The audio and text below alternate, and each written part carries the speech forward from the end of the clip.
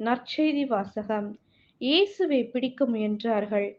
ஆனால் அவர்கள் கையில் அகப்படாமல் அவர் அங்கிருந்து சென்றார். யோவான் எழுதிய தூய நற்செய்தியிலிருந்து வாசகம். அதிகாரம் 10 இறைவசனங்கள் 31 முதல் 42.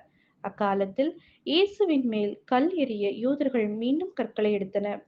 இயேசு அவர்களை பார்த்து, தந்தையின் சொற்படி பல நற்செயல்களை உங்கள் முன் செய்து காட்டியிருக்கிறேன். அவற்றுள் எச்செயலுக்காக என்மேல் கல்லெறிய பார்க்கிறீர்கள் என்று கேட்டார். யூதர்கள் மறுமொழியாக, நற்செயல்களுக்காக அல்ல, இறைவனை பழித்துரைத்ததற்காகவே உன்மேல் கல் எறிகிறோம். ஏனெனில் மனிதனாகிய நீ உன்னையே கடவுளாக்கிக் கொள்கிறாய் என்றார்கள். இயேசு அவர்களை பார்த்து, நீங்கள் தெய்வங்கள் என நான் கூறினேன் என்று நீங்கள் மறைநூலில் எழுதியுள்ளது அல்லவா? கடவுளுடைய வார்த்தையை பெற்றுக்கொண்டவர்களை தெய்வங்கள் என்றால் சொல்லப்படுகிறார்கள்.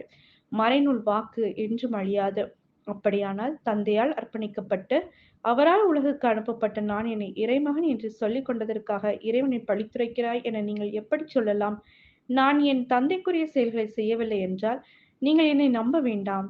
ஆனால் நான் அவற்றை செய்தால் என்னை நம்பாவிடினும் என் செயல்களையாவது நம்புங்கள்.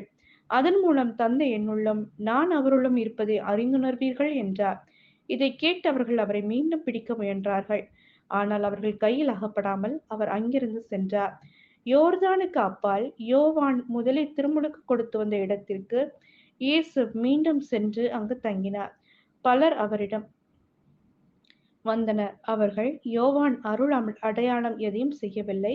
ஆனால் அவர் இவற்றைப் பற்றி சொன்னதெல்லாம் உண்மையாயிற்று என்று பேசிக் கொண்டனர். அங்கே பலர் அவரிடம் நம்பிக்கை கொண்டனர். இது கிறிஸ்துவின் நற்செய்தி. கிறிஸ்துவே உமக்கு புகழ்.